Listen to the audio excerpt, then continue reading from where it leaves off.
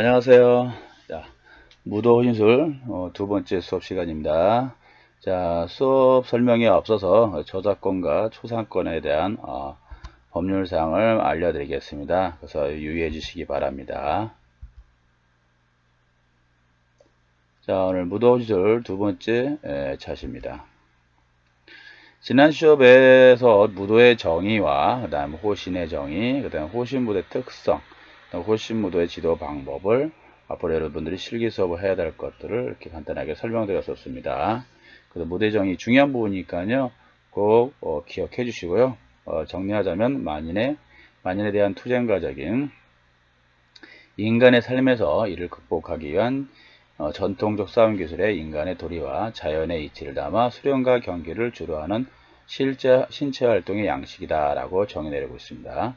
호신의 정의는 자신의 신변이 외부의 요인으로부터 생명과 안전을 도모하고 방어하는 물리적, 신체적 활동이라는 것, 그 외에 호신무대 특성과 호신무대 지도 방법을 설명드렸습니다. 꼭 한 번 더 기억해 주시고요. 체크해 주시기 바랍니다. 오늘 수업 내용은요, 목차는 동양 무도와 서양 무도의 비교, 그 다음 무도의 종류, 간압의 정의, 커버린 동작과 보법, 간압의 2차 주목 기술에 대해서 설명드리겠습니다. 자, 먼저 간압의 이치입니다. 중요한 오늘 학습 목표는요, 무도의 종류와 호신술의 활용을 이해할 수 있고요. 근데 간압의 이치를 알고 활용할 수 있다입니다. 자, 여기 왼쪽에 보시면 이제 우리나라 전통 전승되는 무예 중에 하나인 택견이고요. 오른쪽의 모습은 성기사든요. 그러니까 중세 유럽의 기사 계급으로 보입니다. 먼저 서양 무도에 대해서 이제 필요한 것만 좀 설명드리겠습니다. 자, 여기 왼쪽에 보시면 이게 위에 이제 그 그리스 도자기에 있는 이런 판크라티온 그림과 그 다음에 아까 보여준 중세 유럽 기사, 그 다음 네 번째는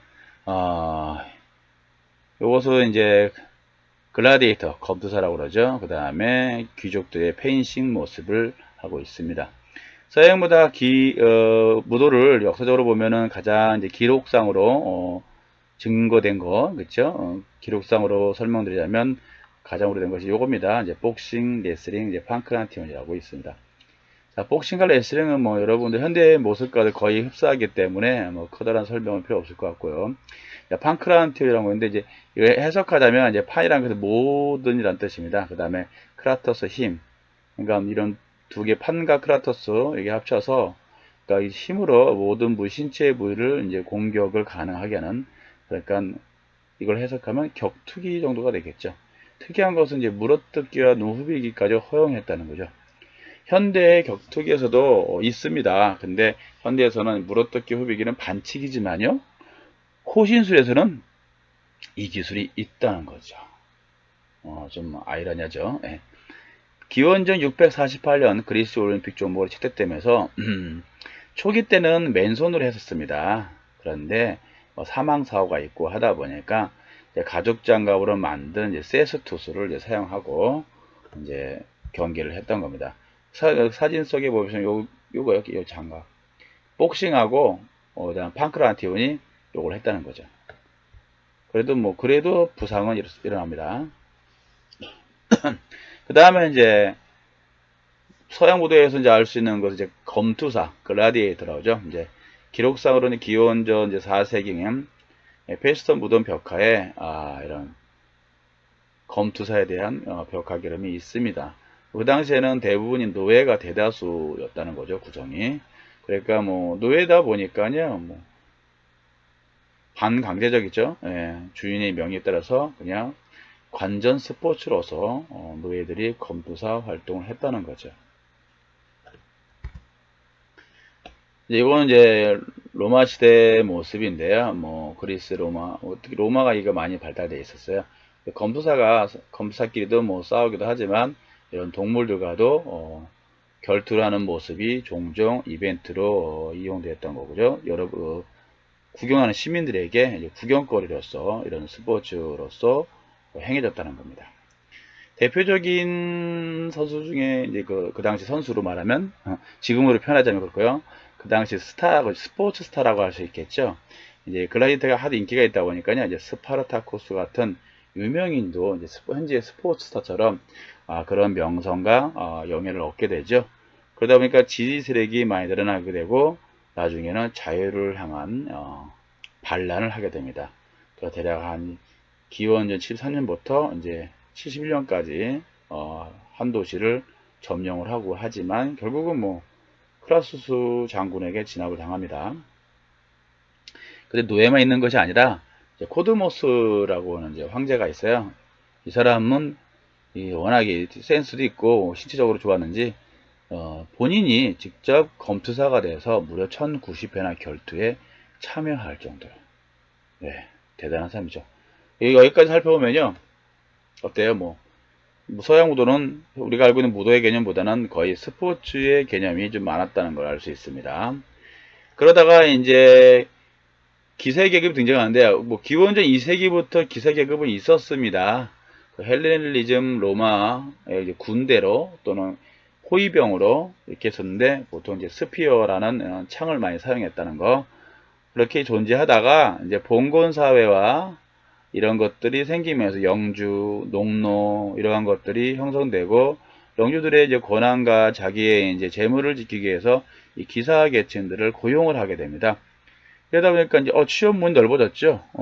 그 전까지는 군대가 있었는데 군대라는 게 전쟁이 있어야지만 뭐 월급 받고 하는데 그게 없다면 뭐 할 일이 없어지죠. 해산되겠죠. 이런 사람들이 이제 이런 공군사에 들어서면서 취업문이 넓어진 거예요. 그래서 그래 11세기 14기까지 급성장을 하게 됩니다. 그러다 보니까 세금을 내는 농노들을 좀 이제 보호도 하면서 어느 정도 치안 유지도 해야 되기 때문에 당시 이제 기사도에게 윤리규범, 간단한 이제 규정, 윤리적인 문제에 대해서 좀 논란이 되고 그래서 규범이 생겨났습니다. 자, 이 모습이 이제 초기 때 기사 모습입니다. 그러다 보니까 이제 문제는 이제 파비아 전투 때 총포 화약이 등장하면서요 기사 계급이 이제 몰락하게 된다. 그래서 이제 무도에 대한 그 당시만 해도 이 중세 유럽은 기독교 사색이 지배했을 때요 신체 활동에 제한이 꽤 많았어요. 심했는데 그래도 유일하게 기사 계급은 신체 활동을 할 수 있었다는 거죠. 주로 이제 검술과 창술을 좀 많이 했습니다. 하지만 이 전쟁 이후로는 많이 소멸되고 이외에 이제 북유럽 중심으로 노르웨이, 스웨덴, 이제 핀란드 그쪽에 덴마크 그 사람들이 선조죠. 바이킹이라고 했는데 이 사람들이 활동을 합니다. 주로 해양을 중심으로 해적들과 이제 경쟁하면서 무역을 주로 했던 사람들인데 이 사람들도 자신들의 이제 생존과 자유를 지키기 위해서 이런 무도를 행했다는 거죠. 옛날 그림을 보면 이런 모습에 바이킹 배 타고 이렇게 이런 모습들 도끼니 무술이니 칼 뭐 이런 것들을 많이 사용했습니다. 그 다음에 이제 검술에 된 건데 이제 이집트의 이제 마이디하브 사원에 이제 부조가 있어요. 거기에 이제 검술 모양이 있습니다. 꽤 오래된 기록이죠. 이런 이 기록이 최초로 해가지고 1480년에 펜싱 지도협회가 길드 형식입니다. 그런 식으로 신설되고요. 그 다음에 1902년에 영국의 펜싱 협회가 창설되면서 지금의 펜싱으로 발전하게 됩니다. 그건 이제 근대 스포츠로서 이제 펜싱이 있는데 올림픽에서는 이런 규정만 정하고 있습니다. 플레레는 이제 상체만 찌르기죠. 그 다음에 에페 같은 경우는 전신을 찌르고 샤브레이게 같은 경우는 상체를 찌르거나 베는 동작을 칼모양이 좀 다릅니다. 그래서 포인트를 해서 스포츠화 시켰습니다. 동양 무도와 차이점이 좀 그런 부분이죠. 이게 이제 윤리적인 부분 간단한 그거 말고는 크게 정신적으로 발전보다는 주로 신체적이나 기술적인 부분이 많이 강조되었다는 점입니다. 반면에 동양 무도 같은 경우는 꽤 오래됐어요. 서양보다요. 기원전 2700년에 그때 살았던 자오지, 이제 자오지가 이제 중국식 발음인데 치우라고 하죠. 우리나라로는 치우 왕이 검하고 창을 발명해서 군사적인 개념으로 활용했지만 그 신체의 활동이 그 양성 과정이 무도였다는 거 추적할 수 있었고요. 치우란 사람은 이제 우리 선조였죠, 선조. 근데 우리 선조는 단군으로 한 이유가 단군 2303년인데 그때로 정한 이유가 그 이전에는 이 사람들이 민족이 9개 민족이었어요. 그러니까 우리 통일되게 된 민족이 9개 민족이기 때문에 지금 연맹으로 되어 있었어요. 그래서 어느 하나를 이렇게 소상을 하지 못하지만 이분들이 다 합쳐져서 단군 고조선 때 하나가 되죠. 그래서 우리 조상은 단군 기점으로 하고 있습니다. 통일된 국가 체계에서는 단군이라고, 그전에는 9개 민족이 우리 하나 같은 우리 조상으로 보고 있습니다. 자, 그 외에 이제 갑골 문자에 보면요, 갑골 문자가 뭐냐면요, 이런 거북이 등껍데기 이런 기록 문자를 남겼어요. 근데 거기 문자를 찾아보니까 이런 글씨가 있어요. 이게 과거 상형 문자인데요. 지금의 무도의 무자, 호반 무자 과거에 만들어진 모습이에요. 거기 상형 문자가 사람의 형상을 시작해가지고 발전되는 변천된 모습인데, 그걸 해석하게 되면 무기를 들고 위풍당당하게 걸어가다, 또는 창을 들고 정보라 위세를 가시하다 라고 해석했어요. 이게 중국식 해석이에요. 나중엔 조금 미화되죠. 이제 통일되고 그러다 보니까 이제 초나라 장항의 때는 뭐 전쟁을 거치고 포악함을 막으며 대의를 유지하고 백성을 살피고 잘 살게 하는 것이라고, 이렇게 조금 더 대의 조금 더 긍정적으로 좀 평화적으로 해석을 하지만, 한국에서는 이제 좀 다르게 해석합니다. 생존을 위해서, 가족을 지키기 위해서 무기 들고 싸우다, 이런 무의 개념을 그렇게 해석하고 있어요. 중국은 정보라고 하지만 우리나라는 이제 지키기 위해서 무예를 행했다는 거예요. 중국과 한국의 큰 가치관이 차이가 납니다. 자, 궁술도 있는데요. 좀 오래된 무술이에요. 무도 중에서 아마 검보다도 좀 더 오래된 가장 원시적이부터 시작했던 궁술은 생존의 세냥 행위로 시작했지만 사냥의 행위로, 그리고 무술로 발전합니다. 물론 이제 기록상으로는 3세가 있지만 그 이전에도 있을 것으로 대다수의 학자들이 동의하고 있는 실정입니다. 그 외에 이제 가야의 단과정에 있지만 뭐 자세한 기록은 남아있지 않고요. 하지만 이게 신라에 영향을 끼쳤다는 것은 현재도 인정하고 있고요. 그래서 이제 신라의 같은 경우 원화라든가 화랑지대 같은 경우는 6세기거든요. 2세기, 그러니까 무려 300년 전에 가야는 벌써 실시하고 있다는 거고요. 그러다 이들의 이제 무도의 개념에서 이제 정신적인 부분을 설명할 때 이제 풍류도를라고 이제 많이 얘기하고 있습니다. 풍류도는 이제 자연주의, 뭐 그런 쪽이 좀 가깝다고 할 수 있겠죠. 거기에 이제 불교하고 유교의 사상이 조금 윤리 교분이 섞인 거, 뭐 이렇게 하시면 될 것 같아요. 풍류란 말이 좀 자연주의 좀 가까운 말이에요. 그 다음 부여 고구려 조이선인 뭐 사자, 이건 이 사람들의 신분들이 보통 무예를 하는 사람들이에요. 호위 업무가 주로 하기 때문에 이거 고구려 부여도 2세기 때 꽤 빠른 시기에 무도에 대해서 많이 기록이 있습니다. 그리고 이제 369년에 이제 백제죠. 백제의 이제 막고의 장군이 태자에게 적군을 추격하는 태자를 말리면서 도가의 말을 인용하는 부분이 있어요. 여기서 무예에서 이 도가와랑 풍류도가 좀 약간 비슷한 문집이 있어요. 그래서 또 지리적으로 가깝기 때문에 영향이 가지 않았나. 그래서 문물이 그 도가 사상에 우리 무도에서 어느 정도 영향이 있었고요. 그리고 이제 일본의 무사도도 유명한데, 이 사무라이라 계층이 이제 지금 말하면 이제 그 무사 계층이고, 뭐 서양으로 하면 기사 계층이겠죠. 근데 여기도 거의 좀 늦어요. 여기도 12세기에 나타나기는 했네요. 이때도 거의 뭐 기사도와 같은 행동 규범 정도의 뭐 윤리 규정만 있다가 나중에 이제 1600년도 독국가 시대 때 우리나라 같은 이런 풍류도 도의 개념으로 좀 발전합니다. 좀 늦긴 하지만. 그래서 이제 아무래도 이제 서양 무도는 기술적이고 신체적인 부분을 좀 많이 측면을 강조했고, 한국 같은 경우 동양, 특히 동양에서 이제 한국에 같은 이제는 정신적인 거, 이런 아이들 교육을 좀 많이 하기 때문에 정신적인 가치를 좀 더 강조했습니다. 물론 그렇다고 해서 신체적인 부분에 대한 기술 부분을 너무 홀대히 하지는 않은 겁니다.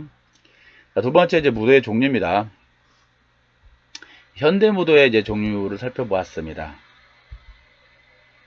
근데 현대 무도에서 이제 호신술을 많이 활용하는 것이요. 이제 태권도 같은 경우는 발차기입니다. 발차기 같은 경우는 아마 현대 사회에 존재하는 무도 중에서 가장 위력적이라고 실제로 과학적으로 파워를 측정해서 말씀드린 겁니다. 측정했기 때문에 태권도 바자기가 가장 위력적인 걸로 나타나고 있습니다. 그래서 발차기가 가장 효과적으로 말하고 있고요. 유도 같은 경우는 이제 의복이나 상체를 기점으로 유술을 사용해서 상대를 제압합니다. 이거 같은 경우는 경찰들이라든가 경호원들이 좀 많이 사용하는 기술 중에 하나죠. 그 다음에 합기도 같은 경우는 상대의 힘을 이용해서 관절을 기점으로 유술을 사용합니다.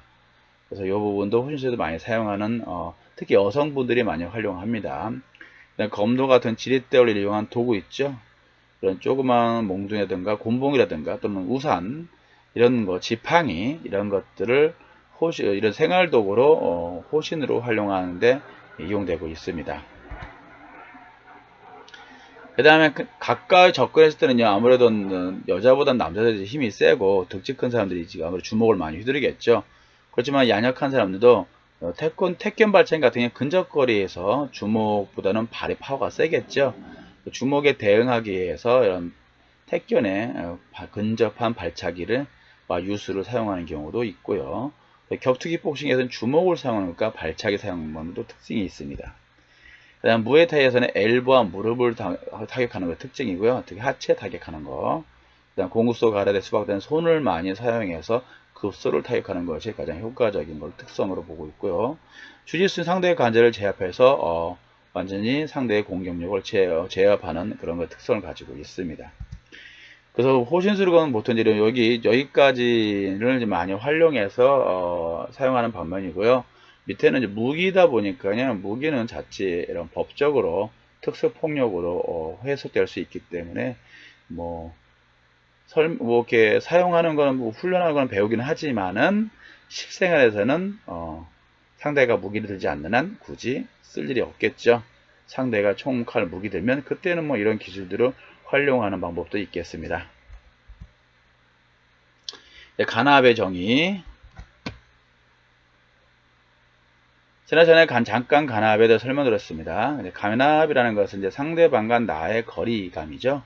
그 거리를 유지하면서 위로부터 안전한 상태를 유지하거나 또는 상대를 제압하기 위해서 피한 거리를 좁혀가서 상대의 그 다음 동작을 하는 거겠죠. 이렇게 방어나 공격에 있어서 기준이 되는 기점입니다. 이 간압의 거리라는 것은요. 간압을 유지하면 상대 공격의 허점을 발견할 수 있고요.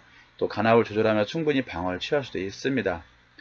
따라서 간압에 있어서 중요한 것은 발 움직임이며 그다음 움직임은 상대의 움직임을 살피며 반응해야 한답니다. 그래서 안법을 할 때, 즉 동체 시력이죠. 동작의 관찰을 위한 안법과 반응 훈련을 필요한데요. 어떤 게 요걸 뭐 이렇게 앞에 코치가 물건을 휘두를 때 또는 줄을 달아서 나무를 달아서 흔들림에 피하는 거 이러한 여러 가지 방법으로 이렇게 동체 시력 안법 훈련을 함으로면 간압을 조절하는 데는 좀 더 그렇죠. 수월하게 대응할 수 있고 간압을 빨리 익힐 수가 있습니다. 간압만 익혀도 뭐 대부분의 호신은 됩니다. 왜? 호신은 내가 안 맞는 거지 상대를 공격하는 게 아니고요. 자, 두 번째, 이제 간압으로도 부족하면 상대가 너무 난폭한 공격이 이어지거나 또 위험한 상황이 있을 때 이제 커버링. 손으로 이제 손과 발로 커버링이 손만 커버링이 하는 게 아니라 발도 있습니다. 일단 여러분 초보자들은 이제 주먹이나 손을 펴고 앞에서 그리저리 커버링 동작 합니다. 커버링 손도 있지만은 때에 따라서는 이 다리로도 방어를 한다는 거예요. 예. 그거 나중에 설명드리겠습니다. 그래서 이제 호신술에서 이제 보법, 발동작인데요. 신체를 보호하기 위해서 1차적 수단으로 간압이라고 하면 2차 수단으로 보법으로 상대의 공격을 피하거나 충격을 최소화하는 효과를 가지며 다른 동작, 즉 반격 및 회피에 대한 관한 판단을 하고 실행하는 과정입니다. 또한 발동작의 훈련이냐 손기술, 발기술, 몸기술 등 기민한 동작을 취하는 행위에 필요한 것이며 또 발움직임에 있어서 마음과 일치하여 움직여야 동작의 효과성이 나타납니다. 마음과 일치하지 않으면 동작이 산만해지고 방어 효과가 낮아지고 생각이 상대에게 읽히거나 산만한 동작으로 판단작용이 늦어질 가능성이 높습니다. 그래서 보법은 손과 몸의 움직임의 가속도를 도와주고 공격 실패에 대한 반작용으로 움직일 수 있습니다. 그래서 반복적인 연습이 필요한 부분입니다. 안녕하세요. 자, 오늘 그 무도의 호신술 중에서 이제 초보자들이 처음에 배우는 스텝, 발동작을 설명드리고자 합니다. 보통 이제 우리가 이제 자세를 대화를 나눌 때, 근데 이 발동작하기 전에 이 발동작이 실용적으로, 효율적으로 저기를 얻으려면, 결과를 얻으려면 이제 거리를 두어야 됩니다. 간압이라는 것을 배울 건데, 간압은 상대와 나의 이제 간격인데요. 한 팔보다 조금 떨어진 간격으로 유지하시고요. 발은 왼발이나 오른발 편한 쪽으로 자리 잡고 대화를 나누다가 문제가 생기면 이 거리 유지하는 거죠. 그 다음에 상대의 공격이라든가 위의 상황이 벌어졌을 때 스텝으로 일단은 피하는 겁니다. 처음에 이제 첫 번째 스텝이에요. 첫 번째 스텝은 이제 보통 이 상태에서 오면은 앞으로 들어오면요. 왼발 뒤로 빠집니다. 또 한 번 오면은 이렇게 빠진 거리 유지하시면 됩니다. 알겠습니까? 물론 약간 변칙도 있어요. 대화하다가 하게 되면 이렇게 하고 빠져서 앞발을 오게 되면 이렇게 빠집니다. 합니다. 제 상대의 스텝에 따라서 발의 모양에 따라서 이렇게 움직여주시면 돼요. 뒤로 빠지든지 아니면 뒤로 왼발을 밀어주시면 돼요. 자, 두 번째입니다. 두 번째는요. 자, 상대가 들어오게 되면 좌우로 피하는 거예요. 상대가 이렇게 피하는 거죠. 피하고. 좌우로 피하는 건데 상대의 발 오른발의 왼발에 따라서 바깥쪽으로 피하시면 돼요. 이때 방향은 30도에서 45도 방향입니다. 그 다음에 세 번째 동작은 이제 앞뒤 180도로 회전하는 겁니다. 물론 뒤에서 오는 친구도 있고 또는 앞에 오는 공격을 반대로 뒤돌아가는 경우도 있습니다. 그래서 뒤에서 들어오거나 아니면 앞에 사람 올 때 반대로 돌아가는 경우죠. 스텝을 이렇게 해주면 되겠죠. 네. 세 가지 기본적으로 하되 문제는 이제 이걸 응용할 상황에 따라서 응용을 해야 돼요. 발을 하기도 하다가 뒤로 빠졌다가 오면 다시 옆으로 빠지시고 이런 방법도 있고요. 그 다음에 또 뒤로 오다가 그렇죠. 근데 오면 쭉 밀어서 뒤쪽으로 빠져가지고 다시 방어를 취하는 경우도 있습니다. 이 동작을 사람을 상대해서 일단 하겠습니다. 일단 스텝은 여기까지 설명드리겠습니다. 자, 이게 보법의 움직임을 설명드렸고요. 자, 그거를 이제 상대방과 대응해서 반응하는 거를 설명드릴 겁니다.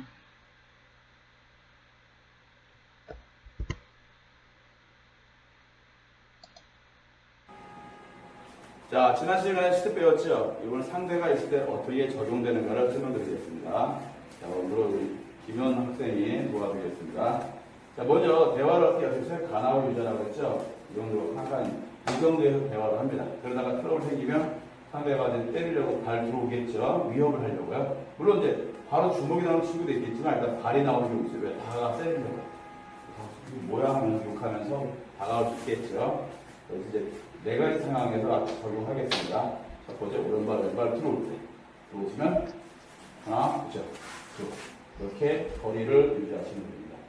자, 두 번째 같은 경우에요. 이렇게 오는 경우도 있고, 어떤 변칙하는 수만도 있죠? 그래서 어떻게 합니까? 하나, 그리고 앞으로 오면, 이렇게 거리, 그러니까 상대와 전체를 보면서 스텝을 맞춰주시면 될 것 같습니다. 그러니까 발음을 빨리 해야 되겠죠? 그 다음에, 상대가 또 바로 이제 한 번에 크게 들어올 때가 있어요. 그렇죠?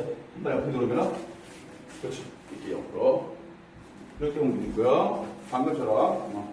그래도 한 번에 또 올 수도 있고, 한 번 오면은 이쪽으로. 이렇게 돌 수 있어요. 안쪽으로 올 수도 있고, 바깥으로 올 수도 있습니다. 알겠습니까? 한 번 더. 하나 더. 네 가지나 얘기거든요. 그 다음 한 번 다시 오른발 들어오게 되면, 오른발 되면 바로 이렇게 돌아서 전환하는 거예요. 뒤로 빠져가지고 치는 경우도 있고. 이렇게 해서 다양하게 응용하시면 될 것 같습니다. 그래서 이렇게 해서 대응하는 걸 설명드렸습니다. 자, 커버링 동작은요, 공격과 방어를 하기 위해서 취하는 동작으로, 자, 우선적으로 상대의 공격에 대비하여 신체의 취약한 부분을 예비 방어하는 자세입니다. 동시에 반격을 위한 자세로서 무도와 호신의 술에서는 매우 중요한 부분입니다. 옆에 사진석에 보면 커버링 동작 보이죠? 방어 동작에서 준비 자세도 있죠. 방어로서 공격과 상대 틈을 보고 서로 방어를 하기 위해서 하는 것도 있고, 공격과 동시에 한 손으로 방어를 하면서 공격도 하는 친구도 있고요. 또 상대에게 틈을 봐서 이제 방어를 하면서 상대의 틈을 노리는 이런 동작에서도 커버링 동작이 항상 있습니다. 그렇기 때문에 커버링 동작은 주먹이나 손을 펴고 얼굴을 상체를 가다는 자세이고, 이때 무릎은 살짝 굽히고 상대의 움직임을 관찰하면서 반응해야 합니다. 커버링 동작은요, 충격을 1차적으로 완화하고요, 큰 부상을 최소화하는 효과를 가지며 호신의 수단에서 가장 먼저 취한 동작입니다. 자, 커버링 동작을 취하면서 방어와 동시에 반격을 할지 회피할지를 판단하여 실행해야 하며 호신술 동작의 가장 중요한 부분이기도 합니다.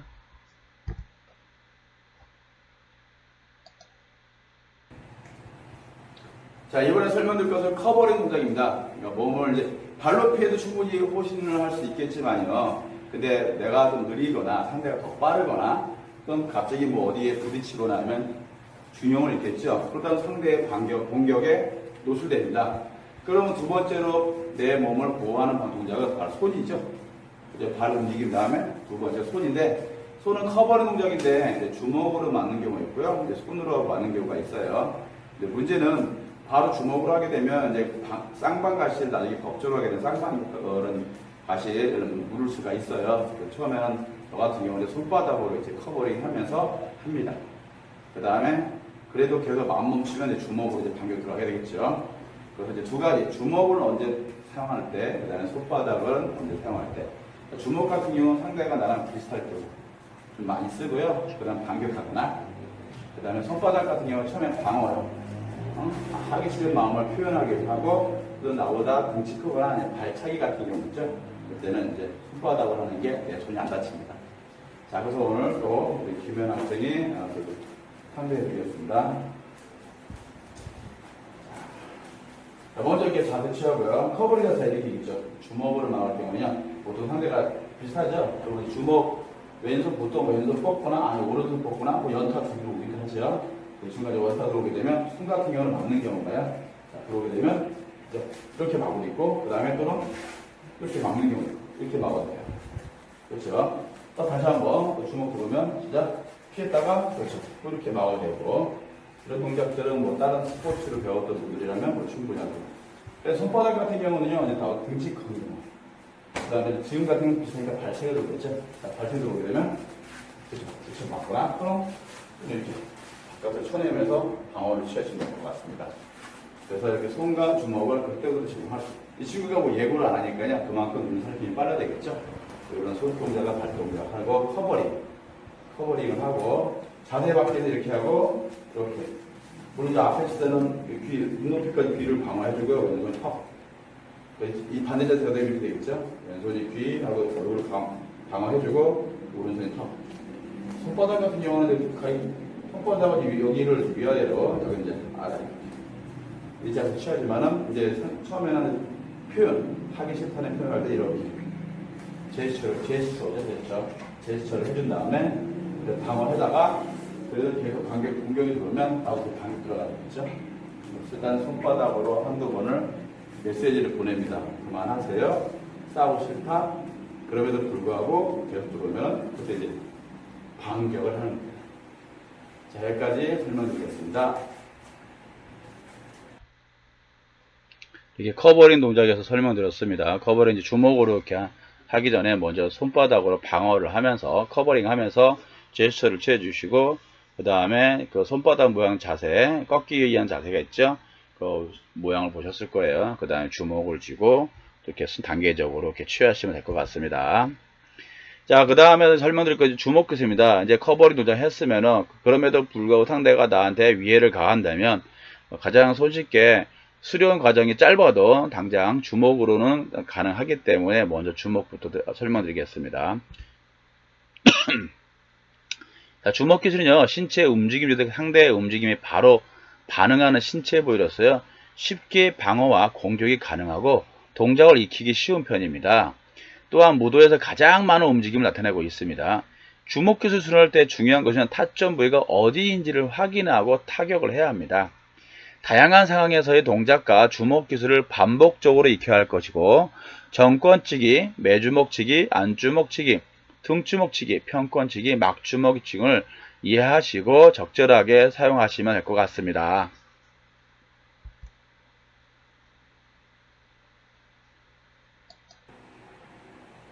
자, 이번 시간이요, 이제 주먹입니다. 여기부터 이제 손도 사용할 수 있고, 손가락도 사용할 수 있고, 주먹도 있습니다.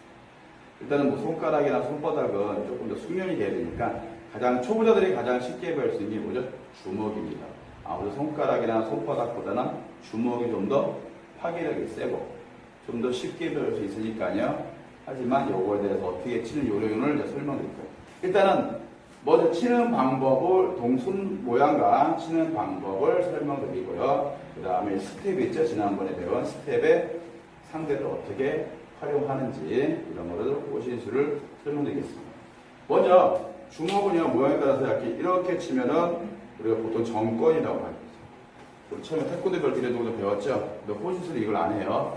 바로 들어가야 되기 때문에 정권 치기는 포인트는 커버링 자세를 한 다음에 그 다음에 왼손으로 커버해주고 내리면 안 돼요. 그대로 뻗습니다. 이때 뻗을 때 다리와 팔이 일직선을 해주셔야 돼요. 그래야 이 힘이 전달이 됩니다. 정권을 칩니다. 그리고 주로 타겟은 명치보다는 배 쪽이긴 한데요. 글쎄요, 뭐 배를 얼마나 타겟일지 모르겠지만 가장 효율적인 것은 목입니다. 목하고 이런데 목 쪽, 턱 밑에 이쪽을 많이 공격하는 게 낫습니다. 그다음 명치 같은 경우는 뭐 운동 안 했으면 목, 턱 밑이 모르게 운동한 사람은 웬만하면 배 안 맞습니다. 정면 목이나 턱 밑에 목이나 턱 밑을 가격을 합니다. 연습은요. 집어 내줄 겁니다.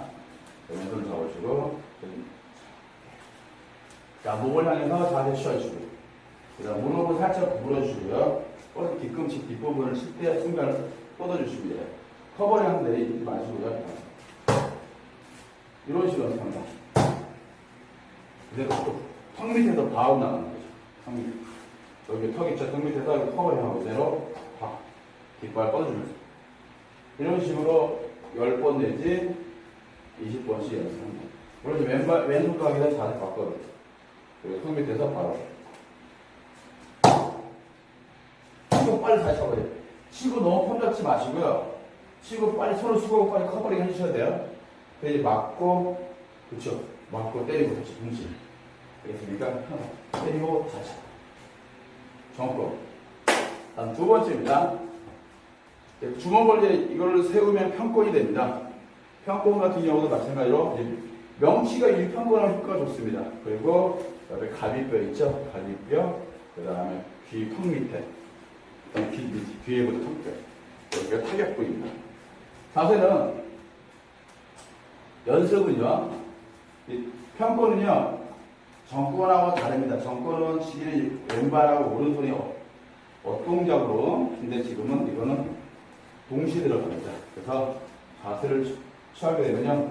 오른손이 아니라 이 상태로 왼손으로 이게 가장 효과적입니다. 편권이. 그래서 이 상태에서 봐. 맞아, 오른발에 좀 되겠죠. 그죠? 물론 이제 이게 좌우 이 시스템에 적용하게 되면 옆으로 빠지게 되는 거죠. 왼쪽으로 빠지게. 정권 같은 경우는 반대게 됐죠? 이쪽으로 이렇게. 왼쪽으로 빠지면서 이렇게. 물론 꼭 이렇게 규정은 없어요. 상황에 따라서는 뭐 반대손으로 할 수 있습니다. 왜? 사람이 이 손이 어디게 나갈 때 이 감각이라는 건요. 내 마음대로 안 되고. 세 번째입니다. 세 번째는 이제 여기입니다. 외주먹이라는 건데요. 외주먹은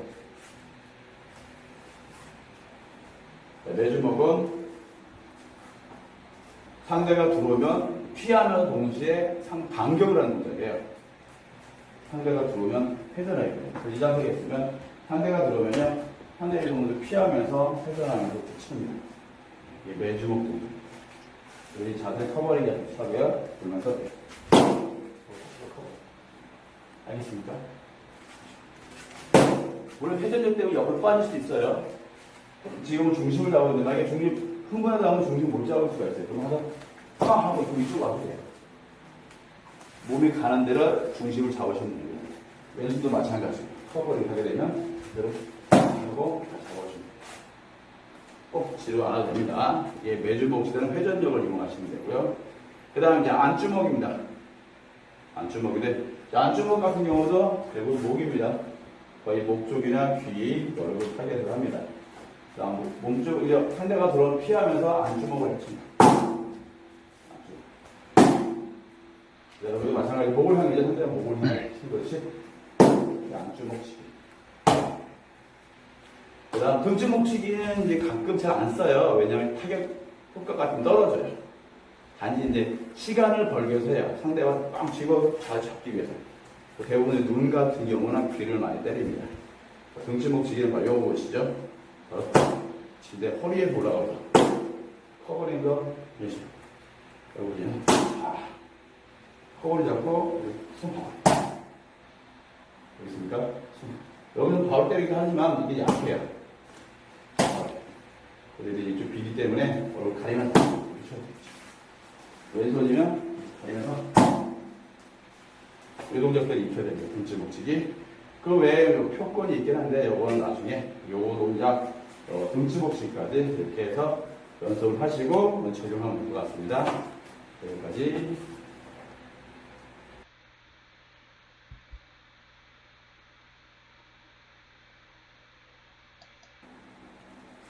자, 이번 시간은요, 지난 시간에 배운 이 주먹 사용하는 거 배웠죠? 자, 이걸 언제, 스텝에 어떻게 적용하는가를 설명드리겠습니다. 자, 지난번에 가나울 거리 유지하고 왼발 앞에 하라고 했죠? 보통 주먹이 날라옵니다. 보통 이 상태에서 바로 왼손으로 잡고 때리는 경우도 있고, 그 다음에 주먹이 오른손 주먹이 바로 나가는 경우가 있고요. 여기서 오른발이 바로 차인 경우도 있습니다.